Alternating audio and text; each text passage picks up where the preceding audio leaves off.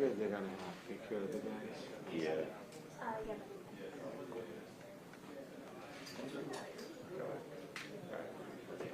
Revised final. So, so it's going this way, right? Yep.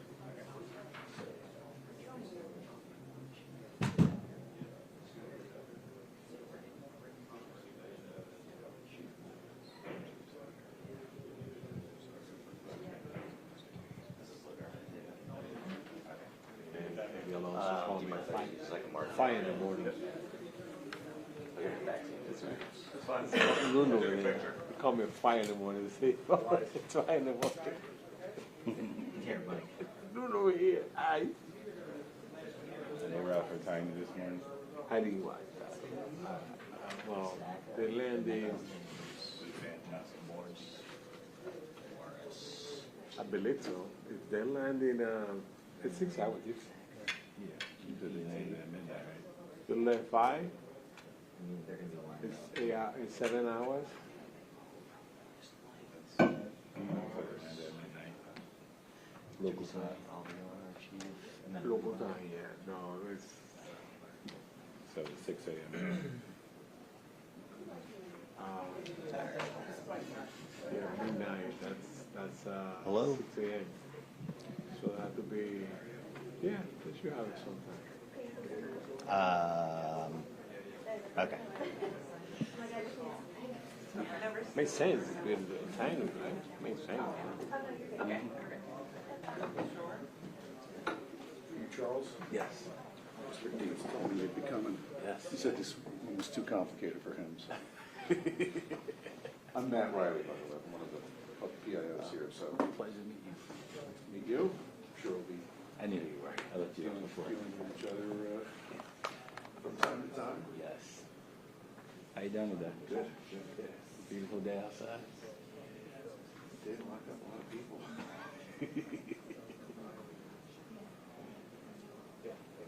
The sun's out. It's warm when I got in here. It was like foggy and cold. We'll be starting fairly soon. If you have any questions while we wait, I think we're just waiting for last arrival. But pretty good. Pictures, so. Sounds good. Here's you. You're gonna give it up.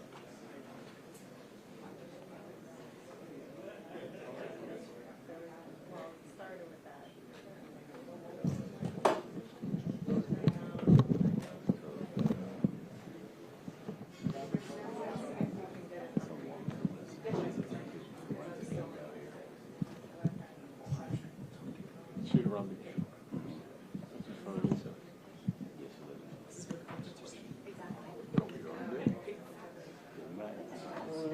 You really want to do it? So much today. Actually, no. We don't have On to. the other side, I also She runs away with my signs. She's running away? She runs the gun. So she's running. But they cut it, they arrested her. So actually, I'm gonna ask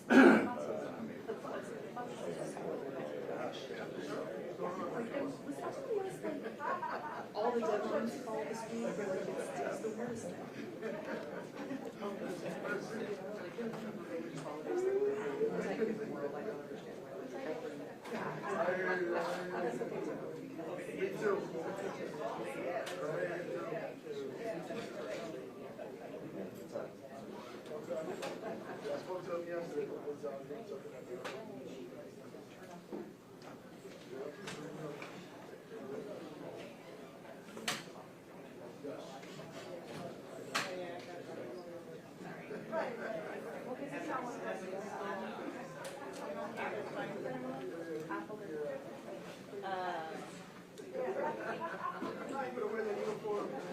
You got her name?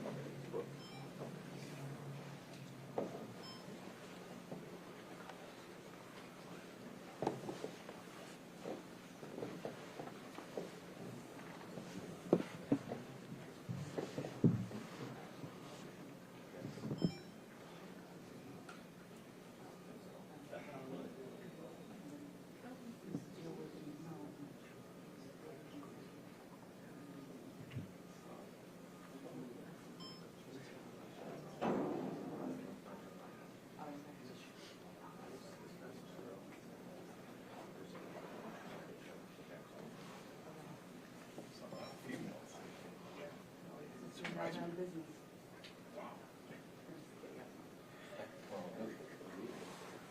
guys got the problem.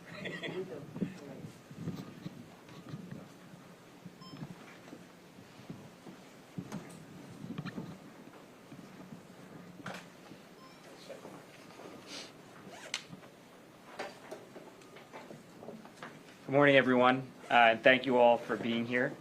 Joining me today are First Assistant Attorney General Lindsay Rotolo, Director of the Division of Criminal Justice Teresa Hilton, along with Chief of the Division of Criminal Justice Weldon Powell and Deputy Chief Larry Williams, Director of Public Safety from the City of Newark, Manny Miranda, and Chief Sharonda Morris from Newark, Chief Giacomo Sacca from Elizabeth, and I want to give thanks to Director Earl Graves, who couldn't be here today, as well as many investigators and prosecutors responsible for this case that we are about to announce. I also want to thank Detective Sergeant First Class Thomas Van Tassel from New Jersey State Police for being here.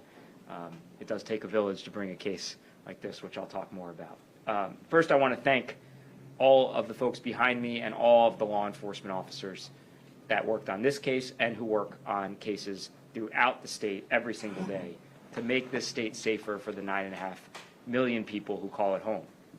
And today we're here to announce that following an extensive and expansive multi-year investigation, 26 people have been arrested and charged for their participation in a drug distribution enterprise that used violence to deter competitors and left a Newark neighborhood living in fear.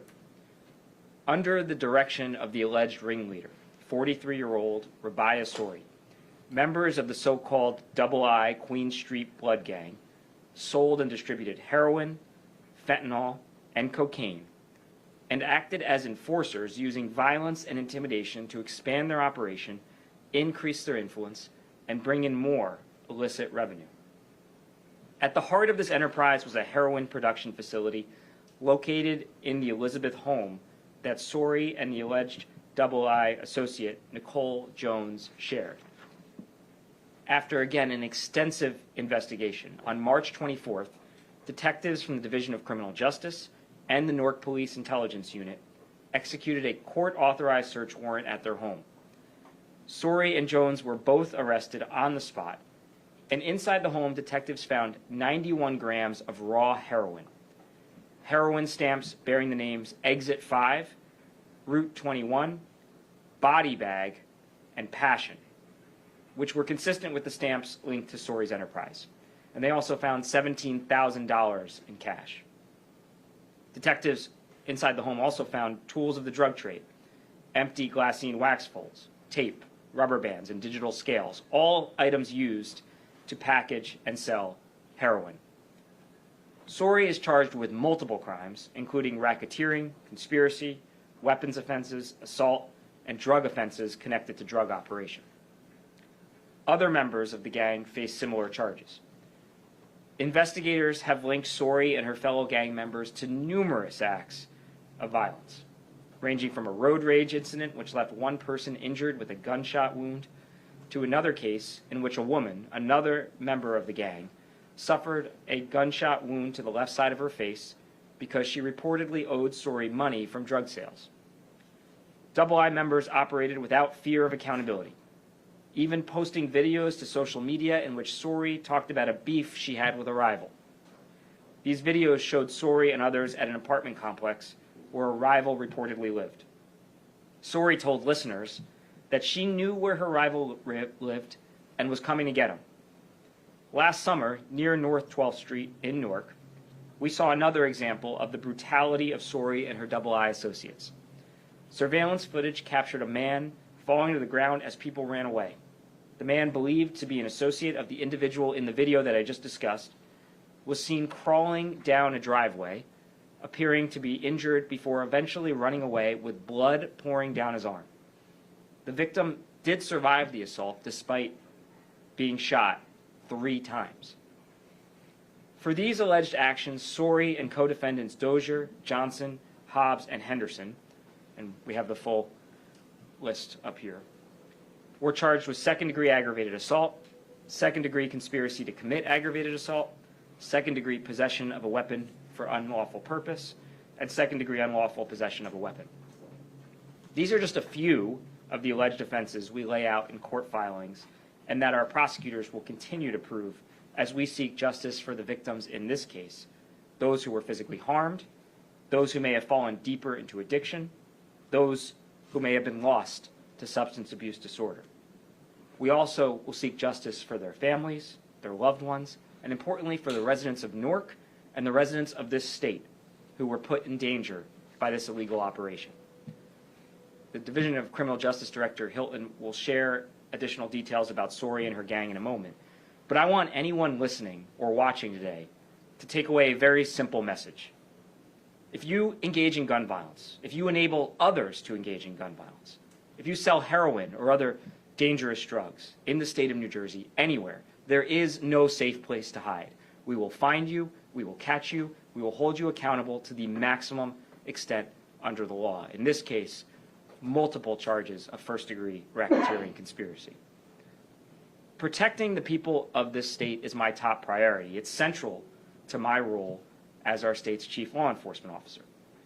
Violent crimes, particularly gun violence and drug trafficking, are serious threats to the safety of our residents. And the Division of Criminal Justice and our partner agencies across the state, many of whom are represented here, are committed to pursuing individuals engaged in these acts and putting them behind bars. In the last several years, we've seen gun violence drop to historically low levels. 2 years running, the lowest number of shootings on record since we've been tracking the statistics. We saw opioid deaths last year decline by 30%. We've seen burglaries and auto thefts decline. That is the result of the hard work of our law enforcement community. Law enforcement community partnerships like the ones that you're seeing today. These cases do not happen by accident. They happen based on dedicated work by career law enforcement officers throughout our state who put the public safety, in many cases, ahead of our own. And we've seen that time and again, and it's no greater example of it than the folks standing behind me. The Newark Intelligence Unit obviously has lived that this year. They lost one of their own, Detective Joseph Escona, and I want to, again, extend my most heartfelt condolences to the entire Newark police family. Even after that tragedy, that unit and the women and men of the Newark Police Department, under the direction of Chief Morris, Director Miranda, continued to put the public safety first. This work continued after that shooting. And as a result, 26 dangerous individuals have been apprehended and will be brought to justice. And so when we talk about why shooting numbers are down, why drug overdoses are down, it's because of the work of the men and women behind me and the prosecutors in our office and in agencies throughout this state who are holding people accountable when they terrorize our communities, when they hurt our residents. And we are not going to stop until those numbers get to zero. So I want to thank, again, the Newark Police Department under the leadership of Director Miranda and Chief Morris. I want to thank as well Lieutenant Sean Powell and Captain Patricia Rodriguez Alfieri. I want to thank the many members of the Elizabeth Police Department under the leadership of Chief Sacca and Director Graves, who assisted the Division of Criminal Justice takedown operation.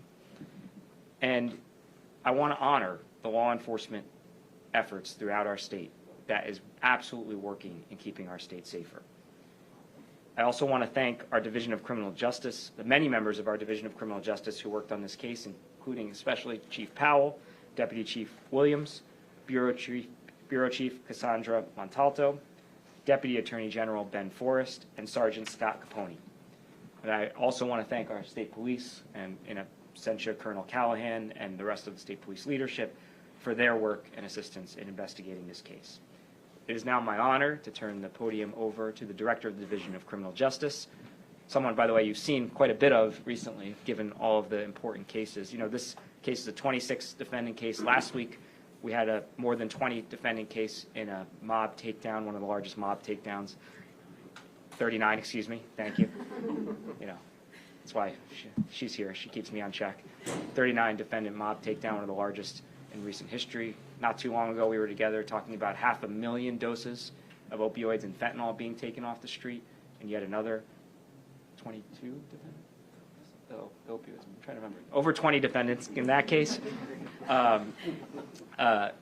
What you're seeing is that we're not just going after low-hanging fruit. We're going after the most serious offenders. We're building cases that take down the entire operation, and that is why the numbers are dropping the way they are. So I'll turn it over to Director Hilton. Thank you, General. Good morning, and thank you all for being here.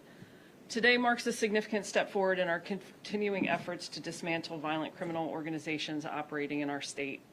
As you heard from Attorney General Platkin, we are here today to announce the takedown of what is alleged to be a dangerous and highly organized criminal enterprise known as the Double I Queen Street Blood Gang.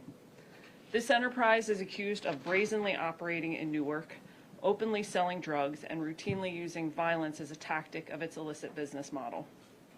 Following a long-term, multi-agency investigation led by the Division of Criminal Justice in partnership with the Newark Police Department's Intelligence Unit, as well as other law enforcement agencies like Elizabeth Police Department and the New Jersey State Police, 26 individuals have been charged with serious crimes. I counted the total before we got into the room. There are 187 total charges related to these defendants. This was an enormous undertaking by law enforcement. They employed numerous methods to complete this investigation, including wiretaps, electronic surveillance, physical surveillance, undercover buys, search warrants, phone and financial records analysis. The list goes on. The numerous crimes alleged in these complaints are not street-level disconnected events. They're organized violence. This gang allegedly operated with a hierarchical structure with clearly defined roles, codes of conduct, and a willingness to use deadly force to protect their territory, settle scores, and fuel their narcotics business. At the top of this organization was Rabia Sori, who is alleged to have issued orders, directed retaliatory shootings, and managed the flow of guns and drugs into New Jersey communities. The gang allegedly had supervisors who would work 3 daily shifts on the drug set, morning, afternoon, and night. Robert Walton, Lateef Holly, and Eugene Sparrow, listed on the chart, are alleged to have been these supervisors. The first shift was responsible for picking up the drugs from Rabia's house in Elizabeth and bringing them to the set for the shift's distributors to sell. The gang also allegedly had advisors who were responsible for communicating with other low-level members for Rabia. For example, if a lower-level member owed her money, her advisors would contact them to pay. These advisors included Amani Faines, Al-Qaeda Reports, Nicole Jones, and Hadaya Sori. A number of the defendants charged are alleged to be distributors or runners, and they are, as I mentioned before, also annotated on the chart. These were the individuals working on the set to sell drugs to customers. It is alleged that they would also commit acts of violence on command. Lastly, the gang is alleged to have had enforcers or shooters, individuals who would either move guns at Rabia's direction or were involved in a shooting. These individuals included Jaquan Dozier, Anari Hobbs, Jasmine Henderson, Jonathan Harris, Amir Reynolds, and Eugene Sparrow, all of whom have been charged with aggravated assault or weapons charges. Through this structure, the enterprise is accused of creating a self-sustained ecosystem of violence and fear, with a reach that extended across Newark, East Orange, and other nearby communities. Violence wasn't incidental, it was strategic. Those who owed drug debts were pressured to commit crimes to pay them off. Guns were stored off-site in rental storage units to evade detection, including one situation where an assault firearm was recovered from a U-Haul facility directly tied to the enterprise. 22 of the 26 defendants face first-degree racketeering for their role in this highly structured criminal drug enterprise. If convicted of a first-degree offense, they face 10 to 20 years in prison. The alleged leader of this gang, Rabia Sori, also faces the first-degree charge of leader of an organized crime and leader of a narcotics trafficking network, for which she faces life imprisonment as a possible sentence. Other crimes faced by these individuals include aggravated assault, numerous weapons charges, promoting organized street crime, money laundering, and other violent and narcotics-related crimes. I also want to take a moment to thank and commend the dedicated law enforcement professionals who made this operation possible. I especially want to thank our team in the Division of Criminal Justice, the Newark Police Intelligence Unit, the Elizabeth Police Department, and the New Jersey State Police. DCJ's mission is to protect our communities, to investigate and prosecute the networks of people who cause our communities harm, to work to give residents back the safety and stability they deserve. With today's takedown, we've taken a step in that direction. We don't do this alone. We do it with a strong law enforcement partnerships, just like we see in this case. Thank you. Thank you, Director. It is now my privilege to turn the podium over to Chief of the Division of Criminal Justice, Walden Powell. Thank you, General. And thank you, Director. Good morning, everyone. Today we stand not just to mark the conclusion of a major investigation, but to recognize the unwavering commitment, professionalism, courage of our detectives and law enforcement partners who made this takedown possible. Beginning in October of 2023, our Division of Criminal Justice detectives, in collaboration with the Newark Police Intelligence Unit, launched an ambitious investigation into a dangerous street crime gang known as Double I Queen Street Bloods. This was no small undertaking.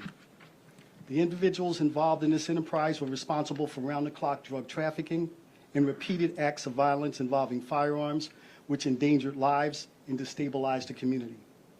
Thanks to the meticulous work and persistence of our detectives, key individuals in this group, including the leader, have been taken off the street. The investigative team followed the case across months of surveillance, wiretaps, and undercover work. Your actions were methodical, precise, courageous, and selfless. Let me be clear, the streets of Newark and beyond are safer because of your work. I want to personally thank every detective and officer who played a role in this operation. Division of Criminal Justice Detectives, Newark, East Orange Police Department, and Edison Police Department as well. I would also like to thank our law enforcement partners across the board. This was teamwork at its finest. You embody the values we stand for: integrity, service, relentless drive to protect and serve. You have my deepest respect and gratitude. Congratulations on a job well done. General. Thank you, Chief. I'm going to turn it over to Director Miranda in just a moment. Before I do, I want to just say a word about the city of Newark, because there's been some comments about it lately about a state of safety, which are just not true. Newark has never been safer, period. And that's a result of the work that we're talking about today and the work of the men and women who work in the Newark Police Department. The stats show it. And if you want to know why that's the case, it's because, again, of the dedicated, selfless public servants who have put the safety of the residents of this great city, the city that we are standing in right now, first. So for anybody who may watch this and think, oh, the streets of Newark are awash in crime, because of these brave men and women, they are not. And you should come. You should come here. You should enjoy this city. You should get some of the great food, some of the best food you'll find anywhere.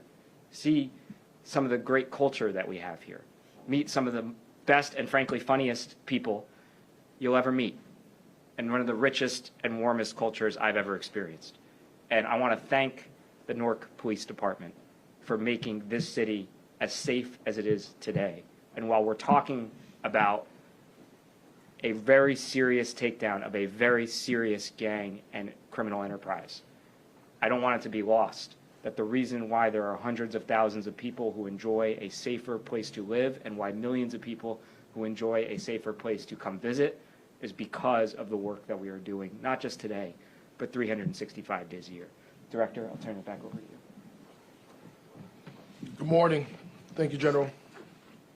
On behalf of the Mayor, Ras J. Baraka, the Chief of Police, Sharonda Morris, we extend our sincere gratitude to General Platkin and the Division of Criminal Justice for their partnership with the Newark Police Division. It is times like this when you recognize that New Jersey has an exceptional Attorney General who is laser beam focused on removing gang violence and drugs from our streets. Newark is the largest city in the state, and some people see it as a gravy train for the criminal activities. In this case, It was an entire criminal enterprise led by someone looking to make fast money at the expense of Newark residents. Thanks to the hard work of our major crimes detectives, led by Captain Patricia Rodriguez-Alfieri and the Division of the Criminal Justice, the plans of these suspects were cut short. The Newark Police Division has some of the most talented, committed police officers, detectives, and supervisors in the world. And because of our effective partnership and collaboration with General Platkin, who works night and day to keep New Jersey safe, 26 violent crime suspects are no longer wreaking havoc or terrorizing our neighborhoods. Instead, they are facing some serious criminal charges. And I hope this sends a clear message that Newark is not a playground for gang leaders or their workers. Thank you again, General Platkin, for advancing this great partnership and collaboration with the Newark Police Division. Thank you. Thank you, Director. I'm happy to take a few questions. Is there any connection between this takedown or this operation and the fatal shooting of Detective Ascuna?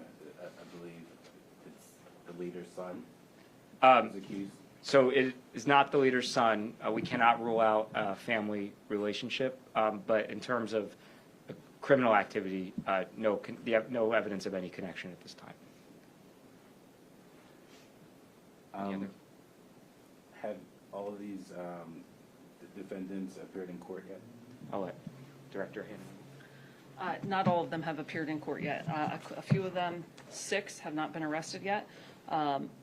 Several of them are pending their detention hearing, including the leader, Rabbi Asori, who we anticipate being scheduled this week. Okay. Are any going to be in court today? It's possible. I mean, they do it fast. It's within 48 hours that you have a first appearance. So I can get a list and we can get that out to you. Okay. And in terms of, I just want to get this clear, where they were keeping the drugs, was at a home in Elizabeth? CDS was found in several locations, but a large stash of it was found in the home in Elizabeth, yes. Which is why we have multiple agencies represented here. And again, I want to thank the Elizabeth PD as well for their work.